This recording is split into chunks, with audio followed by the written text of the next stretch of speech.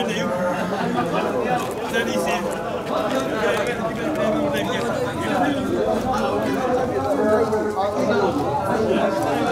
Evet.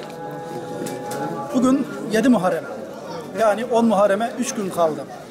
10 Muharrem'de Hazreti Nuh'un gemisinde kalan 3-5 parça, 10 parça yiyecekle Hazreti Nuh'un bu yiyecekleri bir araya getirdiği gün diyelim.